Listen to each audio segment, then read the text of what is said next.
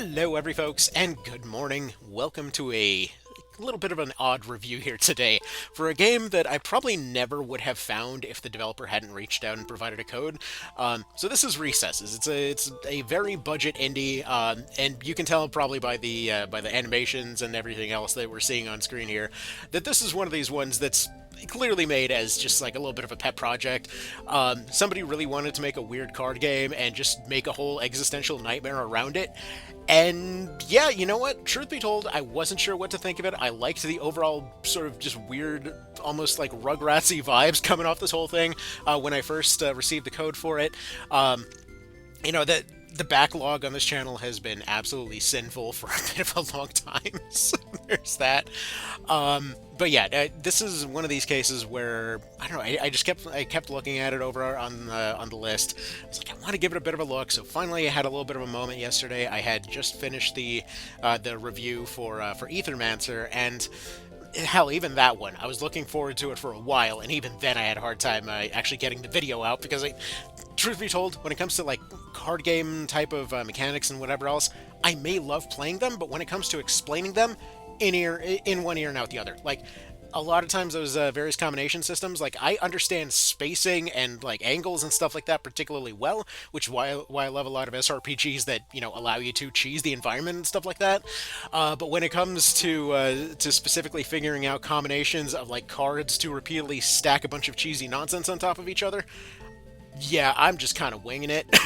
But anyway, the cool thing about this one is that this is exactly as I mentioned earlier, a game with a lot of kind of Rugratsy type of vibes. That feeling of not really understanding necessarily how the respective, it's basically like the Pokemon trading card game, except being played wrong. It's one of these cases where there's a bunch of weird rules, there's a bunch of weird cards. It doesn't seem to initially make sense. And somehow this all ends up being a story about figuring out the secrets of the universe. It's an odd time, but it's so weird about it. Like it's so genuinely like just downright strange about the way that it executes all of this that the moments that it tries to suddenly turn serious somehow land. I mean, in many ways, it's kind of like if you took Metal Gear Solid logic and applied it to the Pokemon trading card game, like the ones when they made them on the Game Boy back in the day. That's basically the vibes that we're looking for here. But yeah, let's go ahead and get started on this whole thing, shall we?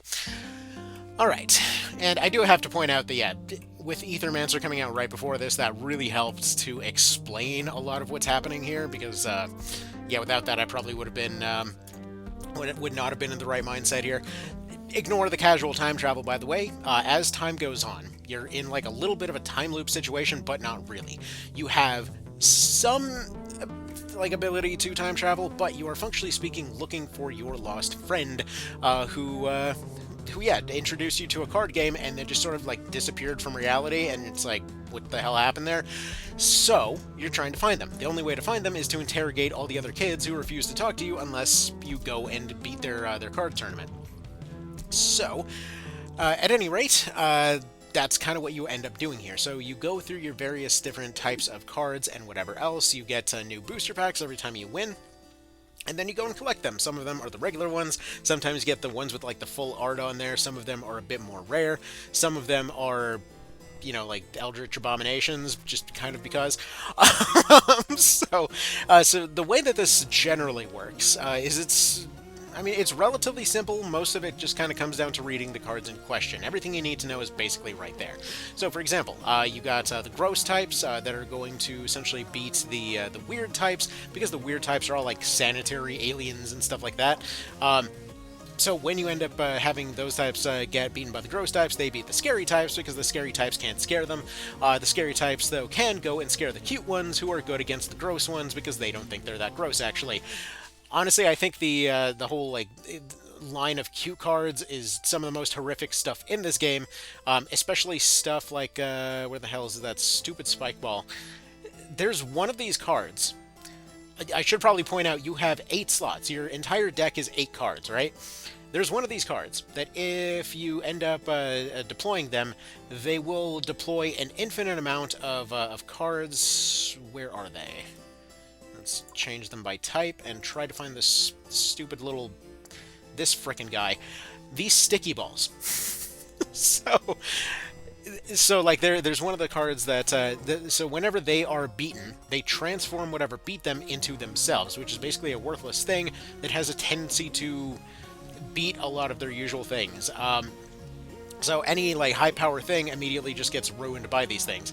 One of these cards here essentially goes and deploys just an entire army of these things throughout any empty slots that you have in your team, and this, or rather, on their team, which functionally speaking just like potentially restores their entire team up to full, gets rid of all your high power stuff at once. It's kind of absurd, honestly. Anyway, so this is what I've mostly been running for the most part. This kind of like gross team over here. So let's go ahead and just kind of show this off real quick. So right off the get-go, we apply this guy. So every time that they get deployed, you get a +1 to everyone that is gross on your team, and anyone with a win condition additionally gets an additional 2. So they just go throw that out there. And mostly this is what it comes down to. You have 8 slots on both sides, and as you're going and fighting, you are essentially getting one that is getting knocked out and sucked into a black hole, and then the next one is going to go back to their ship. If they both beat each other, they both get sucked into a black hole, and then you go from there. So normally, the way that I like to set this up is that I'll have that guy go out first to give everybody a boost. I'll have this guy go in next, a skin shedder, to get rid of all weaknesses and transfer them over to the opposing team. So apparently they're going to do the exact same thing, so we're just going to go ahead and do that, except ours is going to have 1 extra point on there. So that will end up helping out there, which then allows for setting up this guy. Hopefully they don't have a cute thing that comes out. And then they will end up going and transforming into a butterfly, because they do beat most things at max power.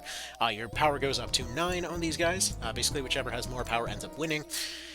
And yeah, so in this case, whatever damage he took is gotten rid of. He turns into a butterfly, which then also further debuffs the entire enemy team. So at this point, he has become a dancer. So we just go and send that sucker out over there. They do that thing. There's a ship eater. Let's see. When wins, kills all battalions that are weak to gross, which would only be one of them, and they should not be able to win this. So there's that too. All right. So they're going to go get rid of that. Get rid of that one over there. And then from there, that is basically just an instant setup for a pretty easy sweep at this point. So we just kind of keep throwing out high-power things and hope it all works out. Because at this point, they've probably already burned through most of their important stuff. But there's a lot of cards that are just straight up meant to be broken. Like the situations where you'll send somebody out and they'll be like, oh yeah, you know, this card, if it dies, it just gets instantly returned if it's not the last card that dies. And so it's like you either find a way to remove that ability outright, or you end up stuck in this permanent loop where that one thing refuses to die. Sometimes you have cases where you can apply debuffs to cards that you haven't even seen yet. Other cases you just mind control the stuff that you run into. There's a lot of funny interactions, like one of the things from the Q tree is just somebody that's super into exercise. I think it's called like the lift lover or something like that, and so they'll get so like hyped up trying to tell everybody how cool their workout is that they'll end up going and leaving to the wrong spaceship at the end in order to go tell them about how cool their workout is. So the idea is that you sabotage them in some way, you use them to trade with the enemy team to take one of their cards. But yeah, there's a lot of weird interactions like this that you can do. And once again, I want to apologize for all the clicking in the background. It's just easier than doing the spacebar forever. But yeah, we'll just go ahead and let all of that stuff happen. We'll let the Necro Goo go out at this point and see if we get a freebie at some point. Yeah, looks like we get one new thing. We get another one of these egg leeches back at full strength this time. That one's a multiplier. That's another one of those ones that can just sort of go away forever. And they got one more in there, so we'll just get one more Necro Goo, I guess. Oh, that's the Hungry Blob. Okay, that's another one of these ones that's just bizarre. So as they go out, the first time they go out, they just eat all the strength of whatever unit it was sent against. It's kind of freaking broken. Honestly, I don't know why I just sent that out against it. But yeah, no, that thing is just straight up unfair. It's like, oh, I'm sorry, that my condition is just I win, go fuck yourself. It's like, that's a kind of weird balance, but okay.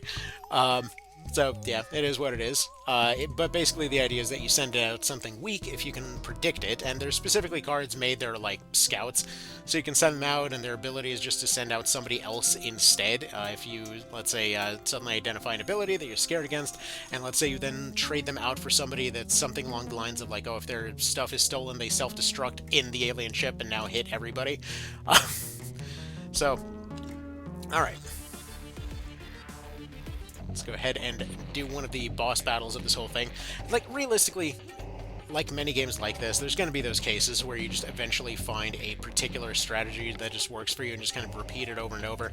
I mean, really, the only gripe I had with this whole thing is I got basically up to the final boss here and wound up in a position that it just basically kept getting bad RNG on that final boss there. So that wasn't too great, but whatever. It is what it is. This guy's got this guy's got a straight up freaking Elder God. They're even called Elder Gods. Yeah. But he's gonna go steal what's left of my one dude over there. Go ahead and let that one out. Is that the one you want to send? No, I want to send the Skin Shredder. Because I need to get my weaknesses gone. The Copycat is gonna go out. They're gonna copy that ability. That one goes over there. And then from here it should be just a sweep. Because he actually got some rare cards in there. That's kind of interesting. Yeah, they will swap out their cards every now and then, which is kind of interesting. Yeah, there's the Love Lifter. Right, I think he's going to go kill somebody off in the background. I'm not even reading at this point. We get a Larva. Could potentially trade that out for something. Get this guy out there to throw out a weakness against something. Yeah, make this thing even weaker. I will point out, I have no clue how the hell they're actually making this work, because could you just imagine the logistics, like trying to figure out all these different tokens, like you're just carrying around this entire deck of separate ability cards to go and just like tape on top of these other cards here, like adjusting the number of tokens infinitely. It's just, oh man. This game would be a logistical fustercluck of ridiculous proportions. That, by the way, is why the Love Lifter is really annoying, because you'd send something out to beat it, and instead they're like, no, that's mine now. Thanks, actually. Make it weak to gross. Can this thing be weak to gross? No. Okay, well, I should have sent it out at a different time then. Whatever. But yeah, this guy's already burned through his ability, but he does get at least one more. There we go. Yes, yes. And now, due to losing, we get sent back to the start, but we can also just go right back here, so that's kind of whatever. Also, by the way, yeah, this guy, your main character speaks in bird puns. I have no idea why, they just kind of sort of do. Also, if you wanted to, let's say, make sure that every one of your runs starts with a collection that has to be restarted, why not? You have that, I guess, as a challenge option. If you want to make it so that you only get one type whenever you're going and drawing cards, there's that. Level 1 story mode. I have no idea what that's about. But yeah, I guess there's different story modes to potentially run into and stuff. And yeah, so that's Recesses in a nutshell. Some of the dialogue is, I mean, a lot of it is like philosophical mumbo-jumbo, but again, it's basically like applying Metal Gear Solid logic to that old Pokemon trading card game from back in the day. Is more or less what we're looking at here. And again, you don't have a full deck, you just have your 8 slots, which makes a lot of these go fairly quick. So I think that's kind of neat. So, y'all have yourselves a good one. Take care. That's really all I can really cover on this one without, I guess you would call them spoilers. So, you know, there's that too.